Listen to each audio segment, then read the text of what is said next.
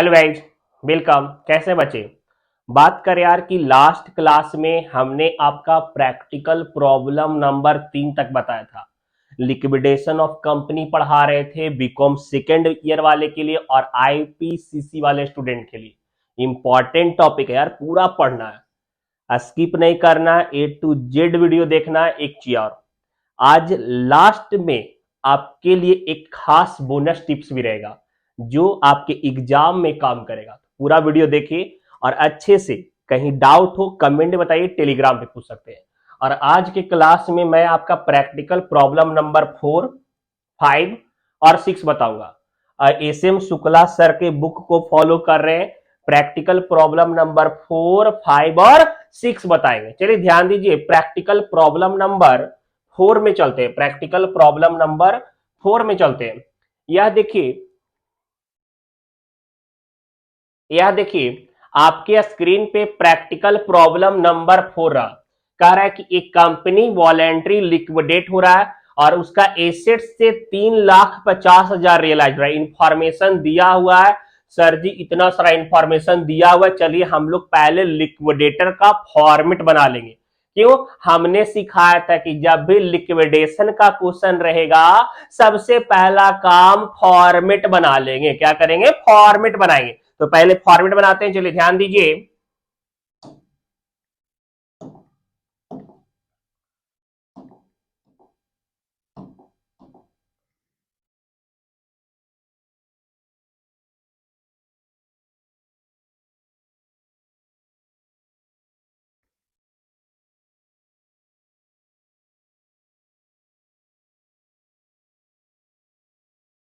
Particular,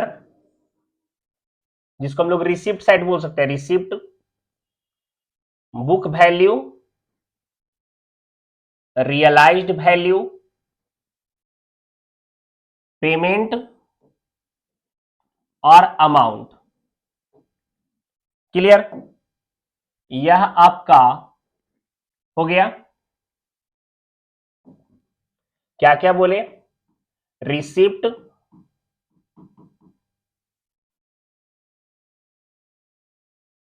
book value,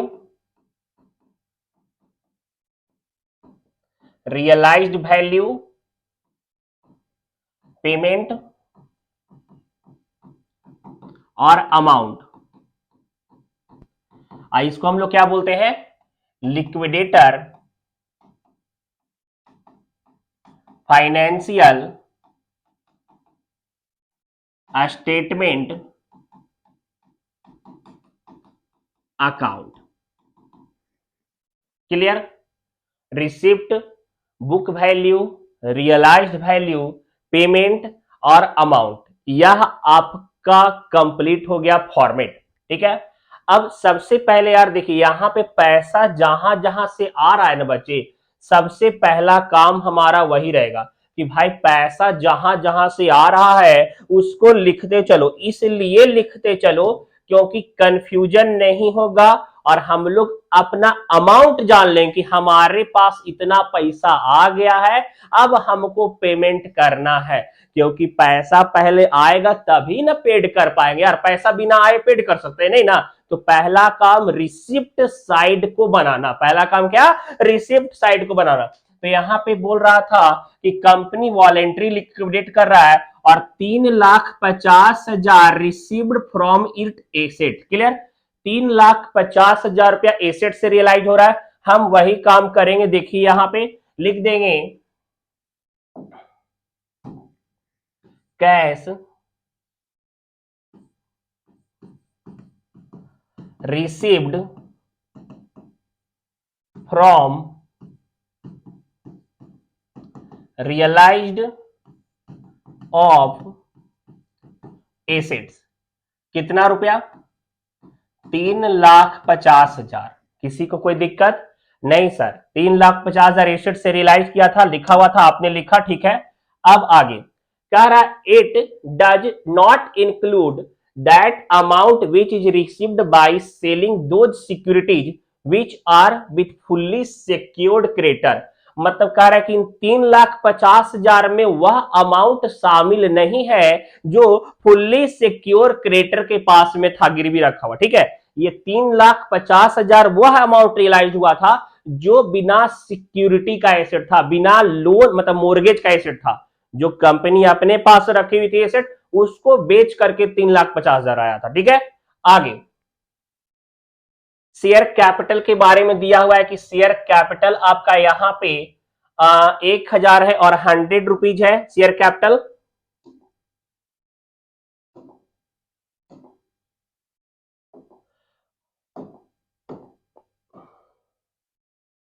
उसके बाद है फुल्ली सिक्योर क्रेडिटर। देखिए क्या कह रहा है, फुल्ली सिक्योर क्रेडिटर, देखिए लोन का अमाउंट था 35,000, थोड़ा समझिएगा। फुल्ली सिक्योर क्रेडिटर किसी से लोन लिया 35,000 का और बदले में सिक्योरिटी वैल्यू जो रखा है ना वो 40,000 का रखा है। समझिए बच्चे एकदम एक बात ध्यान से कि हमने लोन कम अमाउंट का लिया है और लोन के बदले में जो हम सिक्योरिटीज रख रहे हैं वह ज्यादा अमाउंट रख दिए। लोन लिए कितना का सर, 35,000 का लोन था और हमने सिक्योरिटी रख दिया 40,000 का। सिक्योरिटी हमने कितना का रख दिया, 40,000 का। तो उसमें जब हमारा लोन कम हो और सिक्योरिटीज का वैल्यू ज्यादा होगा और जितना वैल्यू से ज्यादा होगा वह हमारा कहलाएगा surplus from Contra. Surplus from Contra. तो यहां पे हम लिखेंगे, मेंशन करेंगे कि देखिए सर पैसा तो आया, कहां से और आया, तो सरप्लस फ्रॉम कॉन्ट्रा। कैसे, 40,000 रुपया का लोन था, मतलब दिए थे पैसा सिक्योरिटी और लोन था 35,000 का ही, तो जो एक्स्ट्रा उसके पास सिक्योरिटी था वह कहलाएगा सरप्लस फ्रॉम कॉन्ट्रा और डेट इज 5,000। क्लियर। अब आगे उसके बाद बच्चे कह रहा था यहां पे प्रिफरेंशियल क्रेडिटर, प्रिफरेंशियल क्रेडिटर बोल रहा है कि 6,000 का है, अभी हमको इससे कोई मतलब नहीं है। हम देखिए टिक आउट उसी को करेंगे ना, उसी इंफॉर्मेशन को टिक आउट करेंगे जिसका हम यूज कर रहे हैं अभी फॉर्मेट में। तो फुल्ली सिक्योर क्रेडिटर यहां हो गया यूज, प्रिफरेंशियल क्रेडिटर का कोई यूज नहीं करेंगे, अनसिक्योर क्रेडिटर का हम कोई यूज अभी नहीं करेंगे। ठीक है, भी छोड़ेंगे उसको। उसके बाद का अर्थ है कि debenture having a floating charge on the assets, 2,50,000, अभी इसका कोई यूज नहीं है। पहले हम पूरा अपना डेबिट साइड देख लें कि डेबिट साइड में हमारा उतना है, लिक्विडेशन एक्सपेंस और रेमुनरेशन, इसके अलावा कहीं और से कोई पैसा नहीं आ रहा था। बस इतना ही अमाउंट था, जहां तक जो जो अमाउंट दिखा कि आ रहा है पैसा, सारा अमाउंट हमने लिख दिया, सारा अमाउंट हमने क्या कर दिया, लिख दिया। अब यहां पे टोटल हम देखेंगे, टोटल कर देते हैं और टोटल का अमाउंट हम लोग का आ जाएगा 3,55,000, 3,55,000, 3,50,000 का रिसीव्ड रियलाइज फ्रॉम एसेट और 5,000 सरप्लस फ्रॉम कॉन्ट्रा। सर 3,55,000 पूरा एसेट से आ गया, सामान को बेचे और एसेट्स को बेचे मतलब, और आपका सरप्लस फ्रॉम कॉन्ट्रैक्ट 3,55,000 आ गया। अब पेमेंट का बारी, और हम यह सिखाए थे कि सबसे पहला पेमेंट लिक्विडेटर का रेमुनरेशन और एक्सपेंस करते हैं। सबसे पहला पेमेंट किसका, लिक्विडेटर का रेमुनरेशन और लिक्विडेटर का एक्सपेंस जाता है, याद रहेगा ना। तो यहां पे अगर यहां देखिए क्वेश्चन में आपका लिक्विडेशन एक्सपेंस दे रखा है 5,000 का, लिक्विडेशन एक्सपेंस दे रखा है 5,000 का, यहां देखिए 5,000 का लिक्विडेशन एक्सपेंस था ना, 5,000, और लिक्विडेटर का रेमुनरेशन कितना है 7,500। दोनों इंफॉर्मेशन को प्रॉपरली लिखेंगे, क्या क्या है, लिक्विडेटर एक्सपेंस और लिक्विडेटर रेमुनरेशन। चलिए लिखते हैं यहां पे by liquidator expense by liquidator remuneration. सबको समझ में आ रहा है। एक्सपेंस वाले में अमाउंट था सर, यहां पे रेमुनरेशन वाले अमाउंट था 7,500 और एक्सपेंस वाले में 5,000। तो एक्सपेंस वाले में सर पहले 5,000 लिख दिए और रेमुनरेशन वाले में 7,500। क्लियर?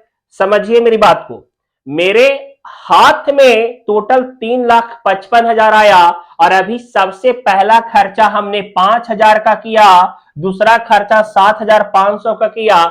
हम तब तक दे सकते हैं पैसा जब तक मेरे पास बैलेंस बचा हुआ है। उसके बाद हम लोग पेड कर रहे हैं यहां पे डिवेंचर। रेमुनरेशन के बाद पहला किसको पेमेंट करेंगे? डिवेंचर को पेमेंट जाता है। किसको पेमेंट जाता है? डिवेंचर को जाएगा। और आपके क्वेश्चन में ना यहां देखिए डिवेंचर दिया हुआ था, debenture have a floating charge, debenture have a floating charge on it asset 2,50,000। Debenture कितना का था बच्चा? 2,50,000 के डिवेंचर था सर। हम लिखेंगे डिवेंचर यहां पे 2,50,000, 2,50,000। आपको एक काम और करते चलना है। क्या काम करना है? देखिए आप कैलकुलेटर निकाल लीजिए और देखिए कि सबसे पहले मेरे हाथ में 3,55,000 था, 3,55,000 लिख दिए। अब माइनस कीजिए 5,000, 5,000 माइनस कर दिए, फिर माइनस कीजिए 7,500, फिर माइनस कर दिए, फिर माइनस कीजिए 2,50,000। क्लियर? अब देखिए कि आपके पास अभी भी सफिशियंट पैसा बचा हुआ है। आपके पास सफिशियंट पैसा है ना? तो इसके बाद डिवेंचर को पेड करने के बाद हम पेड करते हैं प्रेफरेंशियल क्रेडिटर। किसको पेड करते हैं? Preferential creditor.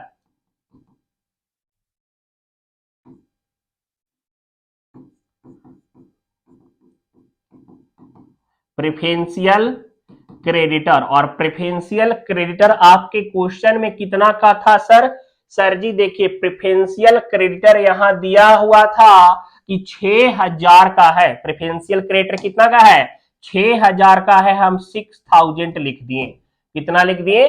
6,000 लिख दिए। अब प्रेफरेंशियल क्रेडिटर को पेड करने के बाद हम अनसिक्योर्ड क्रेडिटर को पेड करते हैं। अनसिक्योर्ड क्रेडिटर को पैसा पेड करते हैं। अब 3,55,000 में 5,000, 7,500, 2,50,000 और 6,000 माइनस कीजिए। क्या क्या करना है आपको? देखिए टोटल पैसा हमारे पास सर 3,55,000, 3,55,000 आया।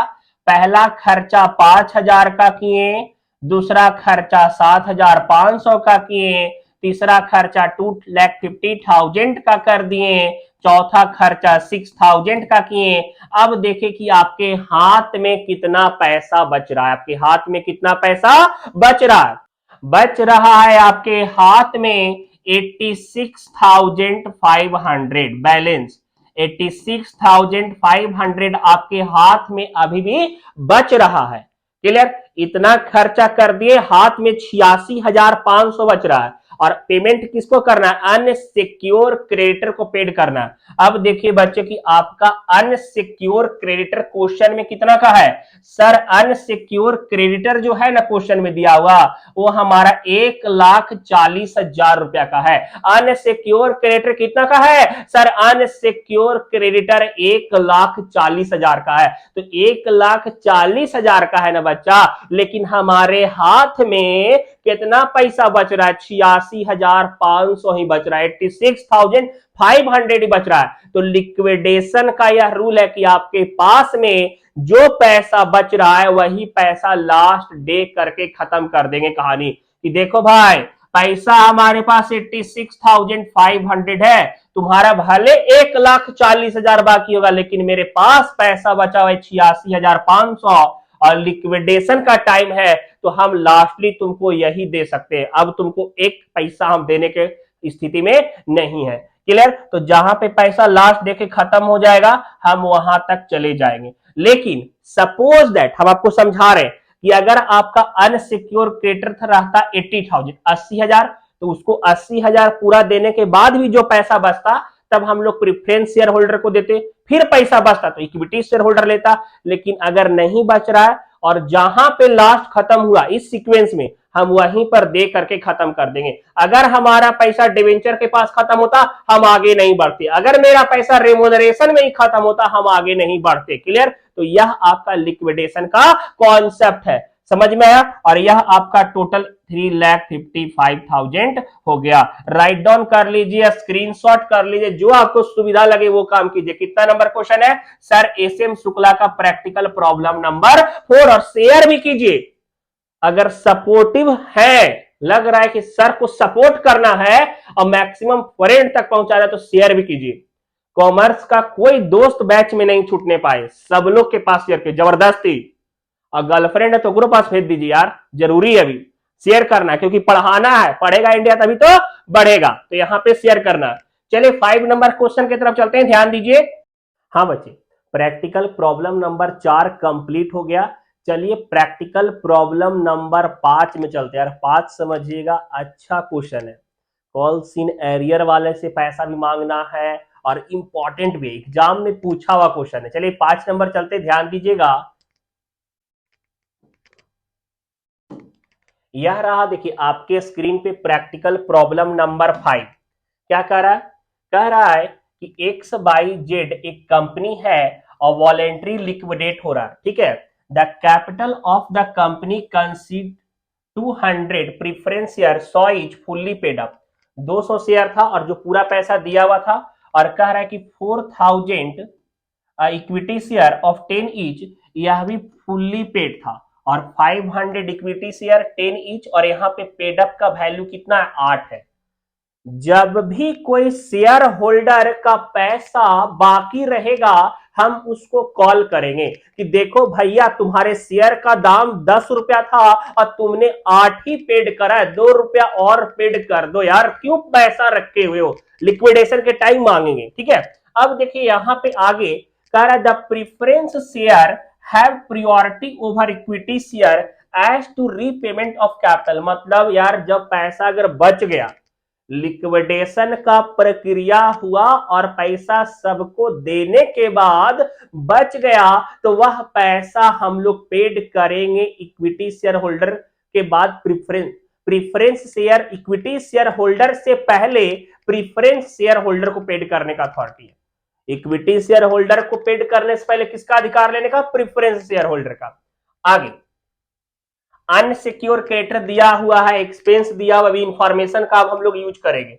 सबसे पहला काम पैसा जहां जहां से आ रहा है उसको लिखने का काम।